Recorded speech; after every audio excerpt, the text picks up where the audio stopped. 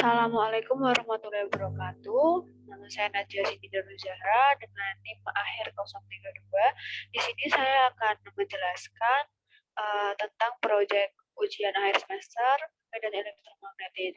Sebelumnya, mohon maaf Bapak, saya pakai dua device, yang satu untuk video dan yang satunya untuk suara. Nah, judul yang saya ambil adalah pembuktian generator listrik menggunakan medan magnet alami.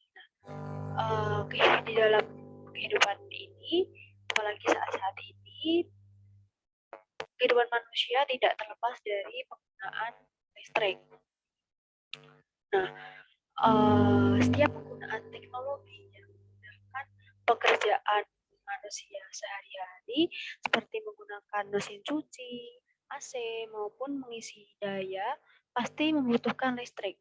Nah, tenaga listrik itu biasanya dihasilkan dengan generator mekanik listrik yang digerakkan oleh tenaga seperti, maksud saya sumber daya alam seperti uap, air, atau yang dihasilkan dari pembakaran batu bara atau panas yang dilepas dari reaksi nuklir dan sumber daya yang lain, seperti energi kinetik dari angin atau air mengalir, dan juga yang terakhir minyak bumi. Tapi tanpa disadari manusia, sebenarnya penggunaan minyak bumi dan batu bara itu terbatas, karena penggunaan batu bara dan minyak bumi sebagai sumber energi tenaga listrik itu yang paling utama. Nah, namun sebenarnya kedua energi ini itu tidak dapat diperbaharui. Oleh sebab itu, berbagai usaha dilakukan oleh masyarakat untuk mendapatkan energi alternatif yang dapat menyimpan penggunaan energi listrik untuk yang dari sumber minyak bumi dan panas bumi. Nah, salah satu energi alternatif yang mungkin saat ini sedang terkenal di berbagai media sosial gitu, itu adalah energi alternatif maksud saya energi alternatif pengganti generator listrik dengan energi medan magnet alami. Nah, magnet sendiri itu dalam sebuah sistem pembangkit itu terdapat pada bagian generator, di mana generator ini dapat menghasilkan listrik yang disebabkan oleh putaran yang bersamaan dengan putaran tenaga seperti putaran turbin contohnya. Nah, dengan adanya bantuan sumber-sumber energi seperti energi potensial air, angin, uap, dan lain sebagainya ini, itu sehingga itu bisa menggerakkan generator. Nah, sebenarnya menurut beberapa orang, ternyata magnet sendiri itu juga dapat menjadi sumber energi bagi generator. Dalam salah satu artikel yang saya temukan di internet yang dimuat oleh BSTG Electrical and Control dengan judul pembangkit listrik tenaga magnet, disebutkan bahwa energi ini atau pembangkit listrik tenaga magnet ini adalah ide yang diciptakan cukup banyak di Amerika dan Eropa, di mana mereka menyebutnya sebagai free energy karena tidak memerlukan biaya yang mahal dan dapat dimanfaatkan secara terus-menerus pada waktu yang lama. Generator sendiri sebenarnya itu terdiri dari dua komponen bagian utama, yaitu bagian stator yang merupakan bagian diam di dalam alternator dan juga bagian yang bergerak atau rotor. Nah, stator adalah bagian yang berfungsi sebagai tempat untuk menerima induksi magnet dari rotor. Nantinya arus AC yang menuju ke beban akan disalurkan melalui stator. Nah, prinsip kerja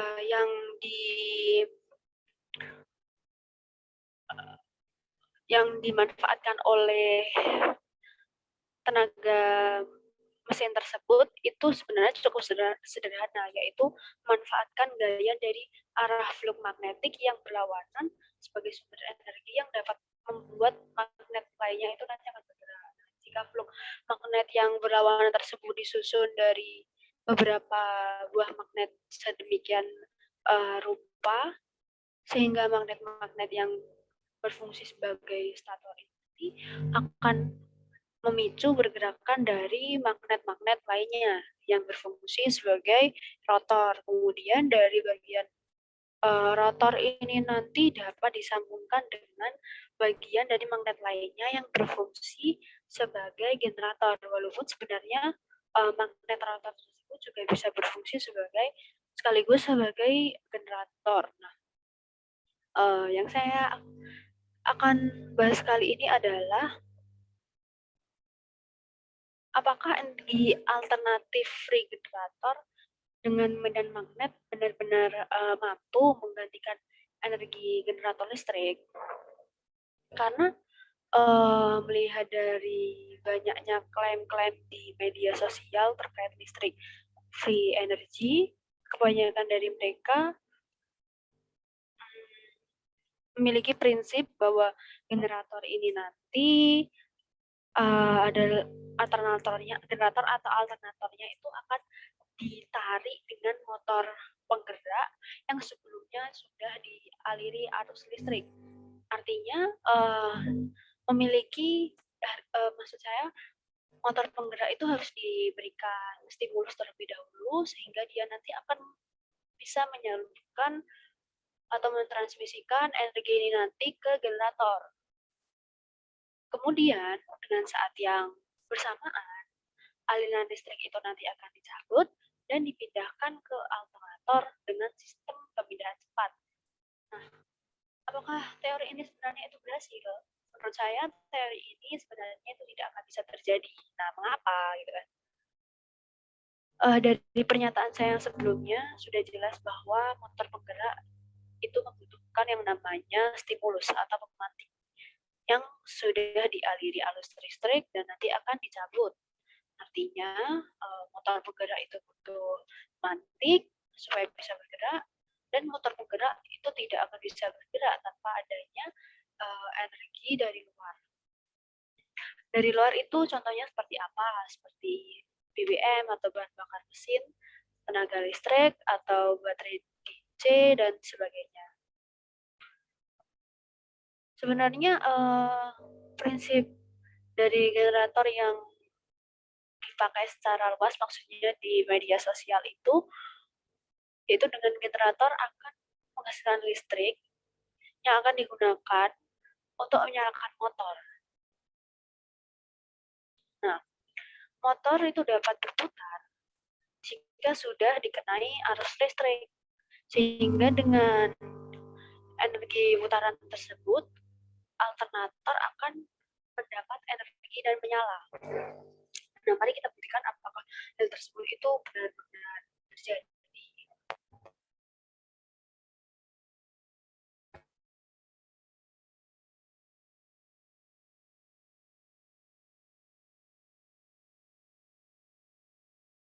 Nah, ini terdapat bagian-bagian generator, bagian utama.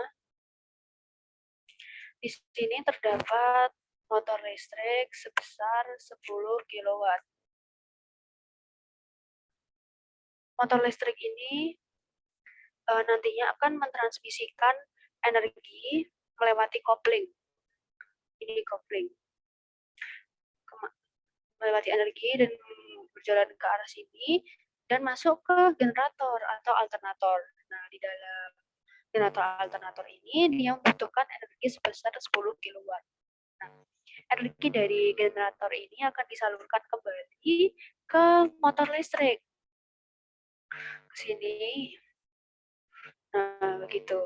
Nah, yang menjadi masalah adalah di sini, di transmisi ini, ternyata terdapat efisiensi. Nah, efisiensi nanti itu bisa mengurangi energi input yang berasal dari motor listrik yang akan ditransmisikan ke generator. Jadi katakan saja sebelumnya itu 10 kilowatt. Sebelumnya saya jelaskan terlebih dahulu, efisiensi itu adalah perbandingan energi input dari suatu mesin dengan energi output yang dikeluarkan. Artinya jika di sini sebelumnya 10 kilowatt, karena ada efisiensi mesin yang dapat mengurangi energi, maka generator atau alternator ini pasti energi yang diterima itu kurang dari 10 kilowatt. Nah, apabila suatu mesin ini nanti ya, walaupun itu tidak mungkin terjadi apabila dia memiliki efisiensi full 100%. Nah, artinya nanti dia akan transmisikan energi dari motor listrik ke arah alternator atau generator dengan energi yang tetap, yaitu 10 kilowatt, karena dia tidak memiliki karena efisiensinya 100%, artinya tidak ada pengurangan energi. Berarti dia akan mentransmisikan 10 kilowatt. Nah, kemudian energi itu akan disalurkan kembali ke sini atau motor listrik dengan energi yang sama, yaitu 10 kilowatt. Nah, masalahnya adalah tidak berarti dalam generator tersebut itu akan menyimpan energi yang sudah didapat tadi, yang kemudian bisa difungsikan. Salah satunya difungsikan untuk konsumsi listrik, maka generator itu akan membutuhkan energi lebih banyak lagi. Nah, seperti ini.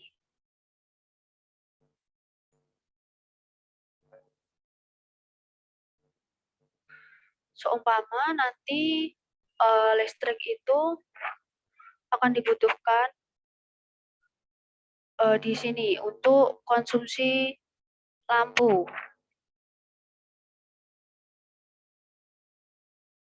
Maka dari alternator ini ke sini, dia akan menyalurkan energi ke lampu, yang artinya energi sumber akan terbelah atau terbagi antara lampu dan juga yang akan diberikan ke motor listrik. Artinya dia tidak akan memberikan energi di motor listrik itu nanti secara full dan berakhir tidak bisa menggerakkan motor listrik. Karena motor listrik membutuhkan 10 kilowatt, namun 10 kilowatt yang didapat ini nanti dibagi di antara lampu ini dan juga motor listrik. Jadi katakan saja lampu membutuhkan energi sebanyak 1 kilowatt. Nah, berarti energi yang sisa adalah 9 kW. Apakah energi 9 kW ini mampu menggerakkan motor listrik? Artinya generator tidak akan mampu menggerakkan motor listrik jika sudah ditambah dengan konsumsi listrik untuk lampu. Nah, bagaimana jika kecuali diberikan tenaga dari sumber tenaga dari luar di sini. Nah, tapi sebelumnya mungkin di beberapa media itu ada yang memiliki suatu ide gitu. Bagaimana jika generator ini dinaikkan energinya sebesar 15 kilowatt. Ini sebesar 15 kilowatt. Maka motor listrik itu malah tidak akan kuat.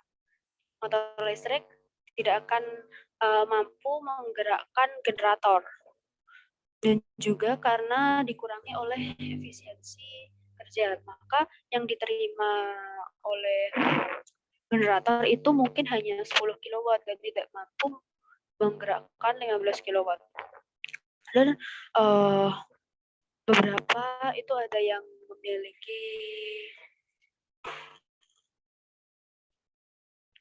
memiliki tanggapan bahwa bagaimana jika ditambahi roda gila ini seperti ini. Sebenarnya penambahan roda gila di transmisi ini itu malah menambah beban, tidak meningkatkan tekanan energi, tapi malah mengurangi tekanan energi yang akan diterima oleh alternator. Jadi penambahan roda gila itu tidak akan dapat meningkatkan energi. Nah, bagaimana sih cara agar dapat menambahkan energi gitu ya? Sebenarnya jika ingin menambahkan energi, salah satu caranya hanya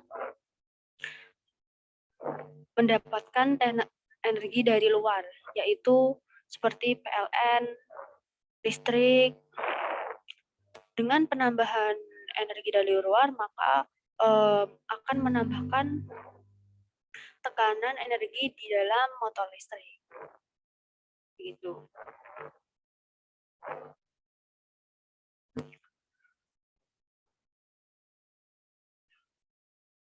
Nah, jadi kesimpulan yang dapat diperoleh adalah generator listrik itu tidak akan bisa diganti oleh generator alami medan magnet karena terdapat efisiensi yang akan mengurangi energi dan input dari motor penggerak. Dan artinya generator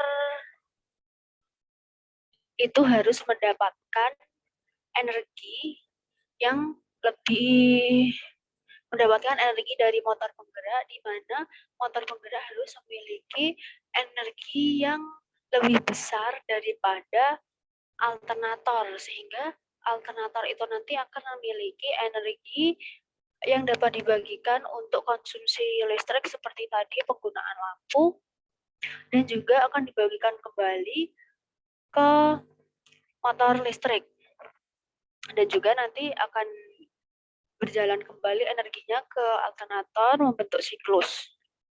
Nah, generator listrik, namun sayangnya adalah motor penggerak ini itu tidak akan kuat jika dia bergerak sendiri atau tidak mendapatkan energi dari luar. Generator itu hanya bisa bergerak jika dikenai energi dari luar motor penggeraknya. Artinya di media sosial itu tidak terbukti kebenarannya. Nah, dapat disimpulkan sendiri apakah itu benar atau tidak yang terdapat di media sosial, yaitu kembali dari bagaimana kepercayaan masing-masing. Nah, berikut adalah presentasi dari saya. Mohon maaf apabila terdapat kesalahan. Terima kasih sudah mendengarkan. Wassalamualaikum warahmatullahi wabarakatuh.